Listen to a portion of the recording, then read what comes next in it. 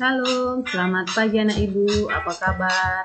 Semoga anak ibu dalam keadaan sehat dan tetap semangat untuk mengikuti proses pembelajaran online kita hari ini. Baiklah anak ibu, hari ini kita masih mempelajari tema 1. Dan kali ini kita akan membahas dua topik yang berbeda. Yang pertama adalah cara menyimpulkan isi bacaan, dan yang kedua adalah contoh sikap sila ketiga Pancasila di kehidupan.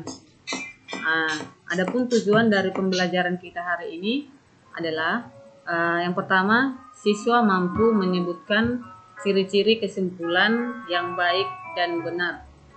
Dan yang kedua adalah siswa mampu menemukan dan menerapkan contoh pelaksanaan sila ketiga dari sila Pancasila dalam kehidupan sehari-hari.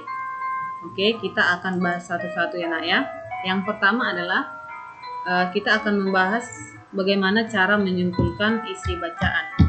Di awal pembelajaran ibu sudah kirimkan sebuah bacaan yang berjudulkan manfaat tanaman mangrove. Itu terdiri dari 2 paragraf.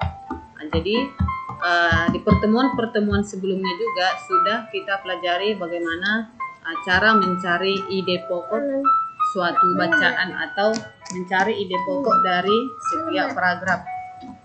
Di sini cara menyimpulkan isi bacaan yang perlu kita ketahui adalah yang pertama adalah kita harus membaca seluruh bacaan dari awal hingga akhir dengan secara intensif. Dan yang kedua, kita menentukan ide pokok dari masing-masing paragraf. Yang ketiga adalah kita menyimpulkan isi bacaan berdasarkan ide pokok seluruh paragraf. Jadi maksudnya di sini adalah yang pertama, kita harus membaca bacaan tersebut secara intensif. Jadi kita di sini tidak membaca sekilas saja. Dan yang kedua, kita akan menentukan ide pokok dari tiap-tiap paragraf.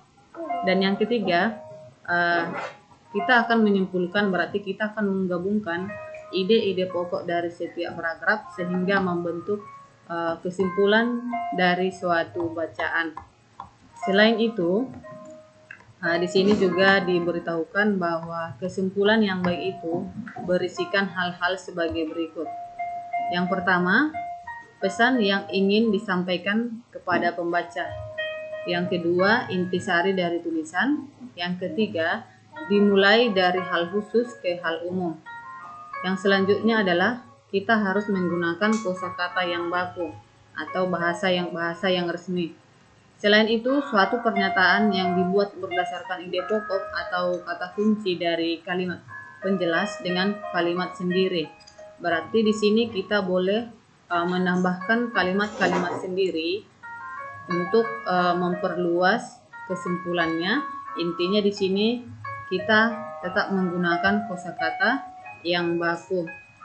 Jadi nanti untuk teks tentang manfaat tanaman mangrove, nanti anak ibu cari ide pokok dari setiap paragraf, lalu ide-ide pokok tiap paragraf tersebut kamu gabungkan dan boleh kamu buat kalimatnya sendiri. Berarti nanti ada di sana kalimat tambahan. Intinya adalah anak ibu tetap menggunakan kosakata yang baku.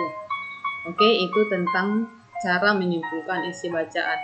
Lanjut lagi, yang kedua adalah contoh sikap sila ketiga dalam Pancasila. Sikap ketiga sila ketiga Pancasila di kehidupan sehari-hari. Oke, tentu di sini anak ibu sudah tahu apa isi sila ketiga, yaitu Persatuan Indonesia. Jadi dari sila ketiga ada butir-butir atau ada nilai-nilai yang terkandung dalam sila ketiga tersebut. Yaitu yang pertama adanya rasa persatuan dan kesatuan. Yang kedua, rela berkorban demi bangsa dan negara. Dan yang ketiga adalah cinta tanah air.